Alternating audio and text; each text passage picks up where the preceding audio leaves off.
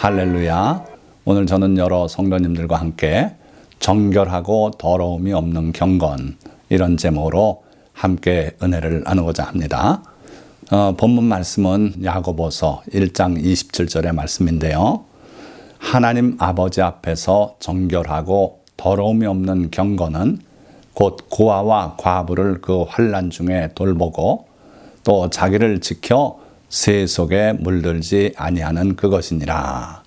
자, 이렇게 한 절에 우리 신앙생활의 그 핵심을 아주 잘 드러내 보여주고 계세요.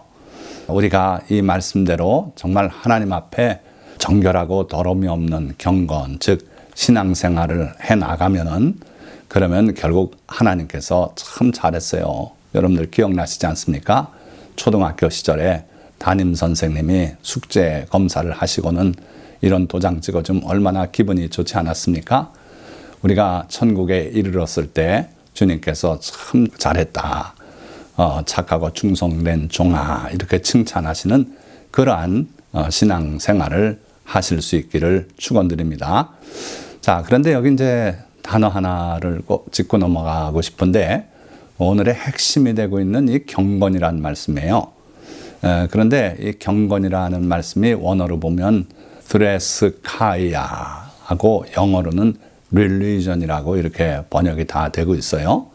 그러니까 우리의 신앙생활에서는 경건도 있고 또 뜨거움도 있고 믿음도 있고 사랑도 있고 모든 게 다 있어야겠는데, 그런데 오늘 여기 경건이라고 번역했지만 이 내용은 실제로는 우리의 종교생활 전체를 놓고 얘기하는 것이다 하는 거예요.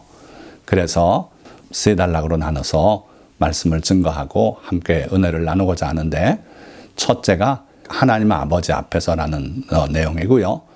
두 번째는 고아와 과부를 그 환난 중에 돌본다는 내용이고, 세 번째는 자기를 지켜 세 속에 물들지 아니한다 하는 이 세 가지 내용을 한 단락씩 해서 생각을 해보겠습니다.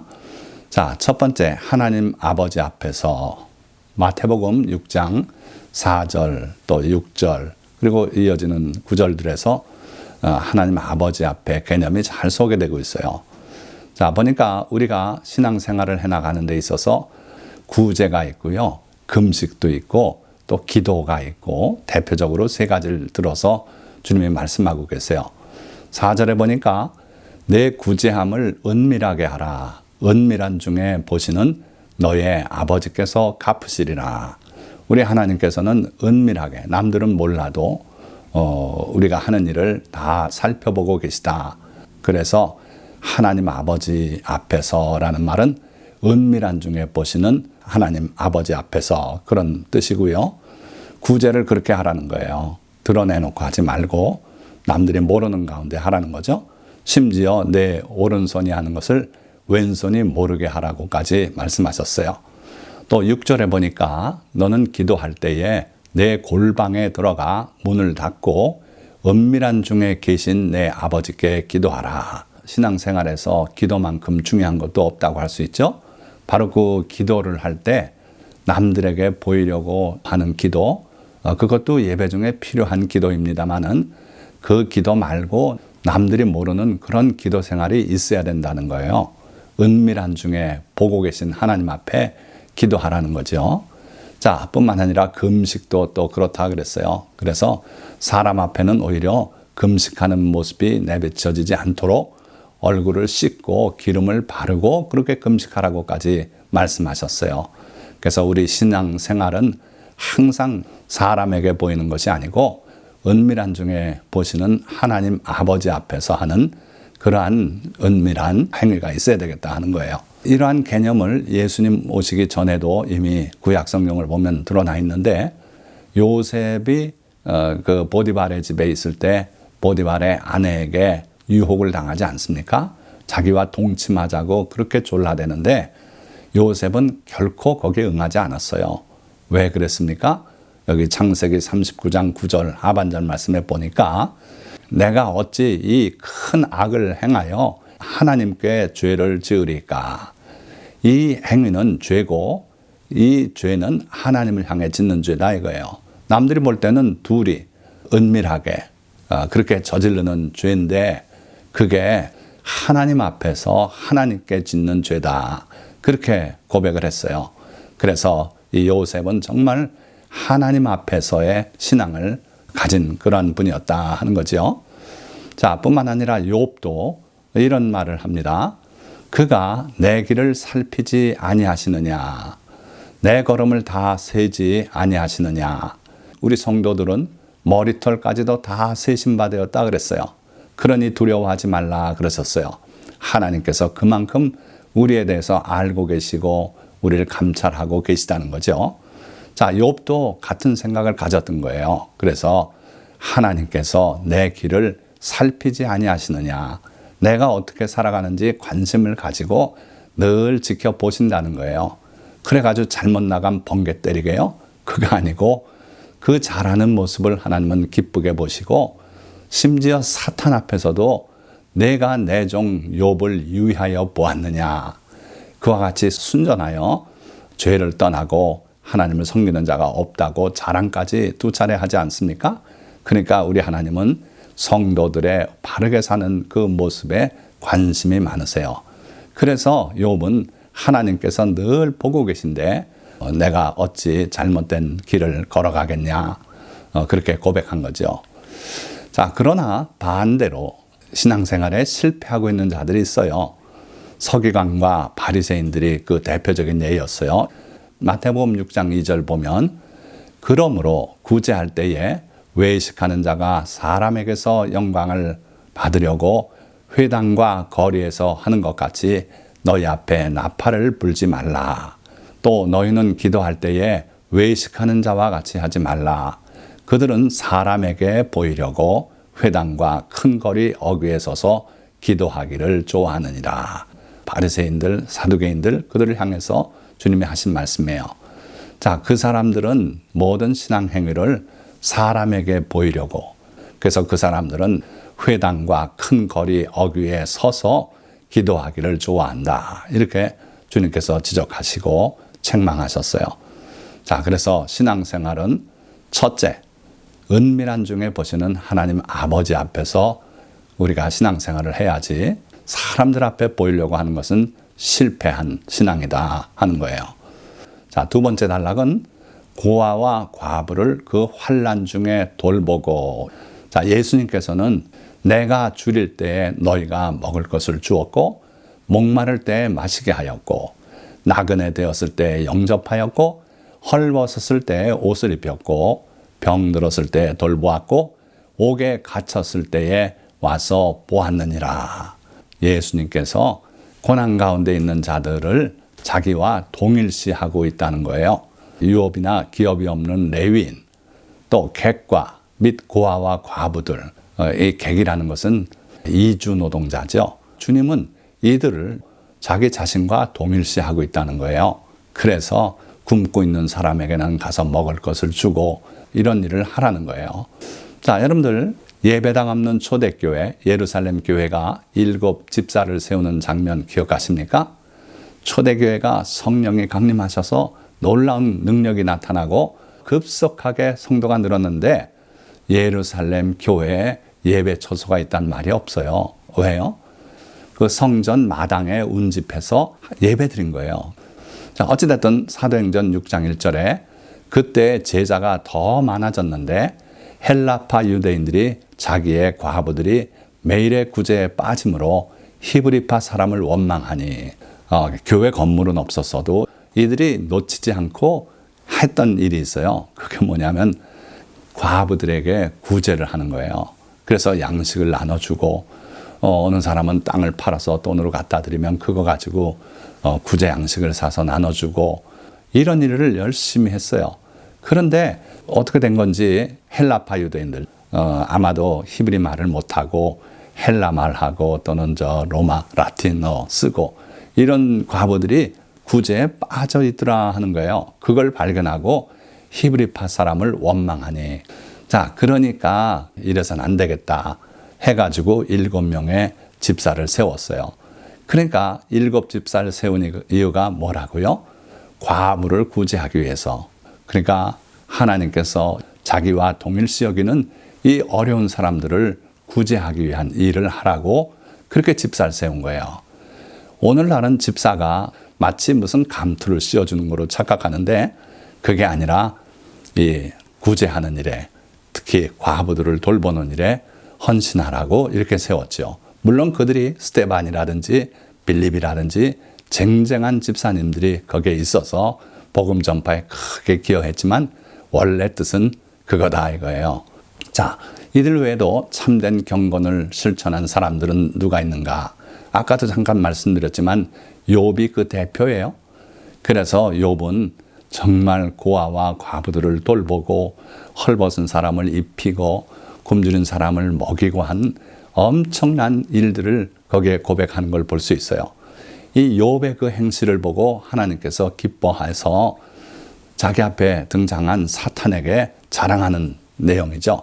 온전하고 정직하고 하나님을 경외하면서 악에서 떠났더라 하고 하나님이 욥을 자랑하셨어요. 30장 25절에도 고생의 날을 보내는 자를 위하여 내가 울지 아니하였는가. 이건 욥의 고백이에요. 여러분들 혹시 어려운 사람 보고 같이 울었던 경험이 있습니까? 거의 없을 겁니다. 내가 아플 땐 울기도 하지요. 내 가족이 아플 땐 울기도 합니다. 그런데 욥은요, 자기 일가가 아닌 아무 관계없는 그러나 어려운 가운데 있는 사람들을 보고는 울었대요. 울었답니다. 그리고 빈궁한 자를 위하여 내 마음에 근심하지 아니하였는가. 자기는 부자가 돼가지고 엄청난 재물이 있고 한데도 그가 근심이 있었다면 빈궁한 자들을 위해서 근심했대요. 자기의 재산을 어떻게 더 불릴까? 어떻게 재테크를 하면 세계 1위의 부자가 될까? 이런 생각은 한 적이 없어요. 자기의 재산이 많은 걸 놓고도 그걸로 은근히 기뻐하지 않았다고 고백합니다. 그러니까 욥이야말로 정말 주변에 어려운 사람들을 돕고 그들을 구제하고 하기 위해서 마음 쓰고 그랬던 참으로 하나님이 자랑할 만한 그런 의인이었다. 경건한 사람이었다 하는 거예요. 그 다음에 또 여러분들이 잘 아시는 조지 뮬러, 고아의 아버지라고도 하는 전쟁 고아를 위해서 얼마나 많은 헌신을 하고 그러지 않습니까? 원래는 선교사로 나가려고 그랬지만 하나님께서 길을 막으시고 결국은 고아들을 돌보는 고아의 아버지가 되게 하셨어요. 그걸 더 기뻐하셨기 때문에 그러셨던 것 같아요. 자, 우리가 잘 모르는 또 한 분이 있어요. 딘 헤스 대령이라고. 그가 6.25 전쟁 때 무려 1000여 명의 고아를 건져서 미국으로 입양도 하고 돌봤다 그래요. 자, 뿐만 아니라 이름 없는 많은 연예인들이라든지 또는 사업가라든지 또는 일반인들이 이 고아들을 위해서 또는 어려운 사람들을 위해서 헌신하고 수고하고 하는 모습이 우리 주변에 많아요. 우리가 이런 걸 볼 때 우리 그리스도인들 당연히 이 일을 해야 되겠다 하는 거예요. 자, 마지막 세 번째 단락으로 자기를 지켜 세속에 물들지 않는 거라 그랬어요. 그러기 위해서는 주의 계명들에 주의하고 실천에 힘쓰는 사람이라야 돼요. 죄악에 물들거나 탕류에 떠밀려 가지 말아야 한다는 거예요. 그러기 위해서 여러분들이 하나님의 말씀을 열심히 보고 그 말씀으로 여러분들의 생각이 가득 찬 그런 사람들이 되어야 된다는 거예요. 그러나 안타깝게 유감스럽게도 우리가 사는 이 현실 세계는요, 사탄이 온갖 그 세속적인 문화를 부여잡고 그리고 믿는 성도들까지 현혹하는 그런 세상이에요. 그래서 그들 뒤에 세속적인 교훈 뒤에 사탄인을 숨어 있게 돼 있는데 사탄의 교훈을 전하는 그 사탄의 제자들, 사도들이 있어요. 누굽니까? 이단 사이비 교주고요. 빗나간 신학을 전개하는 교수도 거기에 속하고요. 또 그 빗나간 신학을 전하는 목사도 사실은 사탄의 종이라고 말할 수 있어요. 그리고 내 주변에 그릇된 친구들, 나를 유혹해서 자꾸 죄악된 길로 끌고 가서 거기에 빠지게 하는 친구도 있어요. 여러분들 그래서 친구를 조심해서 사귀어야 한다는 것이에요. 그리고 또 이 인터넷 때문에 타락의 길로 가고 인터넷에 걸려서 멸망하는 그런 영혼도 많이 있다 하는 거예요. 그 뒤에는 반드시 사탄이 숨어 있어요. 그리고 대중문화 속에 담긴 사탄의 교훈들이 우리를 또 타락하게 하고 바로 서지 못하게 해요. 그 많은 드라마 속에 보면 불륜이 있고 또 폭력이 거기 있고 음주가 있고 또 뉴스를 보면 왜 그렇게 끔찍한 일들이 많이 일어납니까? 그런데 그 뉴스를 자꾸 보고 있다 보면 죄에 대해서 무감각하게 되는 걸 우리가 알 수 있어요. 그래서 뉴스도 삼가해서 보시길 바라요. 그 모든 끔찍한 사건들을 다 접하고 그걸 앉아서 아무 꺼리낌 없이 보게 되면 차츰차츰 우리 영혼이 병들게 된다는 거예요. 여러분들 아브라함의 조카 롯이 소돔과 고모라 지역에 살 때 성경은 그렇게 증언하고 있지 않습니까? 그가 그 악한 것들을 날마다 보기 때문에 그 심령이 상했다 그랬어요. 영혼이 죄에 물들게 되고 상한다 하는 거예요. 자, 뿐만 아니라 조상들의 그릇된 습관들이 우리를 또 타락의 길로 이끌기도 해요. 우상 숭배에 젖어들었던 우리 조상들 아닙니까? 제사 음식 벌려놓고 제사도 하고 차례 지내고요. 또 사주팔자가 무슨 의미가 있다고 사주팔자를 보고 앞날을 점치고 하는 일을 많이 했어요. 다 그 뒤에 사탄이 있어요. 사주팔자 보고 뭐 이런 무속에 빠지면요 해를 입어요. 그 사탄의 거짓말에 속아서 평생을 잘 살아갈 그러한 남녀가 만났는데 갈라서게도 하고 하는 게 사탄이에요. 그러니까 우리가 이 사탄이 활동하는 이 무대, 즉 세속적인 문화에 젖어들지 않도록 주의해야 된다는 거예요. 자, 그러기 위해서 우리는 하나님의 계명을 지켜나가야 된다 하는 건데요. 하나님의 계명 잘 기억하시지 않습니까? 무엇보다도 예수님께서 말씀하신 가장 큰 계명 두 가지. 첫째는 너는 마음을 다하고 뜻을 다하고 힘을 다하여 내 하나님 여호와를 사랑하라. 자, 두 번째 계명은 레위기 19장 18절에 있는 말씀인데 내 이웃 사랑하기를 내 자신과 같이 사랑하라. 내 이웃을 내 자신처럼 사랑하라고 분명히 말씀했어요. 그래서 이게 가장 큰 계명이고 두 계명이 같은 급이다. 주님은 그렇게 설명하셨어요. 그래서 우리가 하나님 사랑하듯 또 그렇게 이웃을 사랑하는 거예요. 그게 첫째 가는 계명들이다. 자, 그런데 이 계명 말고 또 우리가 반드시 기억해야 될 계명이 10계명 아닙니까? 첫째 계명은 다른 신을 두지 말라는 거예요. 물질이 다른 신이 될 수도 있어요. 신이라는 것은 하나님처럼 그렇게 소중하게 여기고 그것을 섬기고 할 때 그게 이제 신이 되는 거죠. 신이 아닌데도 신처럼 우리가 섬기는 거예요. 그래서 하나님께서는 다른 신을 내 앞에 두지 마라 그랬는데 많은 성도들이 실패하는 것이 바로 물질을 신처럼. 그래서 예수님은 그 세상의 물질을 맘몬이라고 그렇게 말씀하셨어요. 맘몬. 이게 이제 다른 신이 될 수 있다. 기억하시고 여러분들이 어디 가서 뭐 다른 이름의 신을 갖다가 섬기진 않겠죠. 그리스도인이라면. 그런데도 불구하고 재물은 신처럼 섬기는 그런 경우들이 많아서 주의하시기 바랍니다. 또 우상, 또 내 이름을 망령되게 일컫는 일, 또 안식일을 기억하라 하시는 말씀, 이 네 번째까지가 하나님에 관계된 일들이에요. 그래서 하나님께서는 10계명 중에 4계명을 하나님과 관련해서 주셨고 그 다음에 5번째 계명이 내 부모를 공경하라. 여기가 이제 하나님과 우리 이웃과의 계명의 중간이 돼요. 자, 그런가 하면 이제 그 다음부터는 우리의 완전한 이웃들에 관해서인데 살인하지 말라, 간음하지 말라, 도둑질하지 말라, 거짓 증거하지 말라, 내 이웃의 아내나 집이나 남정이나 여정이나 탐내지 말라 해서 10가지 계명을 주시지 않았습니까? 근데 놀랍게도 이 계명들의 그 히브리어로 원어로 된 그 내용을 써놓은 걸 보면 앞에 로라는 그 두 자가 들어가는 계명이 8개나 있어요. 로라는 것은 not, 하지 말라는 거예요. 그러니까 10계명 중에서 8계명은요. 하지 않기만 하면 우리가 그걸 지키는 그런 계명들이에요. 그러니까 살인하지 말라 하는 계명, 살인 안 하면 내가 그 계명을 지킨 게 되는 거죠. 그러니까 여러분들이 죄를 저지르는 그런 적극적인 범죄를 하지 않으면은 적어도 10계명의 8가지는 지키게 돼요. 다른 신을 두지 말라. 안 두면 되는 겁니다. 우상을 만들지 말고 절하지 말고 섬기지 말라. 그렇게 안 하면 그걸 지킨 게 되는 겁니다. 내 이름을 망령되이 일컫지 말라. 하나님의 이름을 가지고 농담하거나 하지 않으면 그 계명을 지킨 게 되는 거예요. 그런가 하면 2계명, 안식일을 기억하여 거룩히 지키라. 또 내 부모를 공경하라. 그리하면 내가 땅에서 잘 되고 장수하리라. 자, 이 안식일 계명, 부모 계명은 행동을 해야 돼요. 그렇죠? 마찬가지로 이 가장 큰 계명, 2계명, 사랑의 계명은 행동을 해야 되는 계명이에요.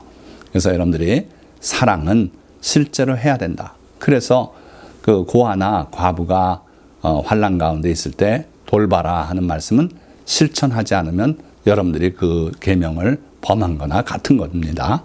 그래서 여러분들이 꼭 기억하시고 이 계명들을 염두에 두시고 주님의 말씀에 순종하시기 바라요.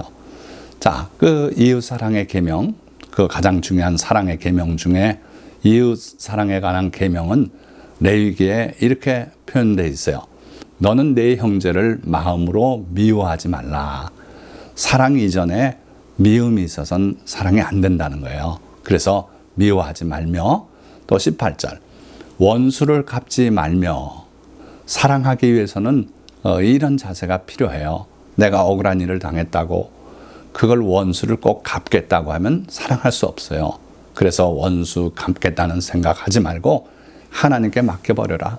하나님께서 알아서 해주시겠다는 거예요. 또 동포를 원망하지 말라. 요즘 얼마나 많은 원망이 있고 그렇지 않습니까? 갈라지고 원망하고. 미국도 와서 보니까 마찬가지예요. 민주당, 공화당이 원수처럼 지금 돼 있어요. 그전과 분위기가 달라져 있더라고요. 참 안타까운 걸 발견하게 됐어요. 그래서 이웃을 사랑하라는 계명은요, 원수를 갚지 말고 동포를 원망도 하지 말고, 그래야 내 이웃 사랑하기를 내 자신같이 할 수 있다는 거예요. 그래서 내 이웃 사랑하기를 내 자신과 같이 사랑하라. 나는 여호와이니라. 누가 다른 사람이 명령한 게 아니에요. 우리 하나님, 예수 그리스도의 아버지 되신 하나님께서, 여호와 하나님께서 직접 명령하신 거예요. 그래서 여러분들이 이웃 사랑 계명 앞에는 미워하지 말라는 말씀이 있다는 거 기억하시고, 원수 갚지 말라는 거, 원망하지 말라는 거, 그러고서 비로소 적극적으로 이웃을 내 자신과 같이 사랑하라는, 이렇게 연결된다는 걸 기억하시기 바라요. 자, 또한 레위기 19장 13절에서 14절 보면, 너는 내 이웃을 억압하지 말며 착취하지 말며 품꾼의 삭을 아침까지 밤새도록 내게 두지 말며, 너는 귀먹은 자를 저주하지 말며 맹인 앞에 장애물을 놓지 말고 내 하나님을 경외하라. 나는 여호와이니라. 자, 이웃 사랑의 그 계명에 이어서 보충적으로 설명하는 거라고 보셔도 돼요. 이웃을 억압하진 말아라. 절대로. 그리고 또 장애인들 못 듣는다고 저주하고 욕하고 이런 일은 해서는 안 된다는 거예요. 이건 이웃 사랑에 완전히 반대되는 행위다 하는 거죠. 또 맹인 앞에 장애물을 놓지 말라. 맹인 못 본다고 해서 그 앞에 장애물 놓고 걸려서 어려움 당하는 걸 보고 낄낄대고, 이거는 하나님의 백성이 할 일이 아니라는 거예요. 그래서 여러분들은 고아와 과부가 환난을 당할 때 돌보는 것이 바른 신앙이다. 그게 바로 하나님이 기뻐하는 종교다. 꼭 기억하시고, 연장해서 장애자들을 절대로 해가 가도록 해서는 안 된다. 그들의 복지를 살펴주고 하라는 거예요. 자, 그리고 마지막으로 거류민이 너희의 땅에 거류하여 함께 있거든 너희는 그를 학대하지 말고. 거류민은 아까 말씀드렸지만 이주 노동자예요. 외국인인데 우리 가운데 와서 일하고 살아가고 있는 사람들이에요. 이 당시에도 이런 사람들이 있었어요. 그런데 하나님은 그들을 학대하지 말아라. 절대로 학대하지 마라. 요즘 우리 대한민국의 외국인 노동자들이 100만 명 이상 지금 들어와서 일하고 있지 않습니까? 그들이 나름 본국에서보단 소득이 많아서 들어와서 일하는데, 금전적으로는 그런 이점이 있지만 와서는 학대를 당하고 매도 맡기도 하고요. 또 집 같지 않은 그 비닐하우스에서 숙식을 하고 지내고 있고 여러 가지 우리와는 다른 그런 삶을 살고 있어요. 그런데 하나님의 계명은요. 보세요. 34절. 너희와 함께 있는 거류민을 너희 중에서 나은 자같이 여기며 자기같이 사랑하라. 너희도 애굽 땅에서 거류민이 되었었느니라. 나는 너희의 하나님 여호와이니라. 우리의 하나님이신 여호와 하나님께서 부탁하시는 거예요. 너희도 거류민이었지 않냐? 애굽 땅에서 너희도 노예 생활하지 않았냐? 그러니까 너희도 이 사람들에게 대해서 사랑을 베풀고 마치 너희 가운데서 나은 자처럼, 이건 뭐냐면 자기 국민처럼 그렇게 사랑하고 그들에게 학대가 있지 않도록 잘 살펴주라는 거예요. 놀랍지 않습니까? 이러한 계명이 벌써 3000년 전에 하나님의 백성에겐 주어졌어요.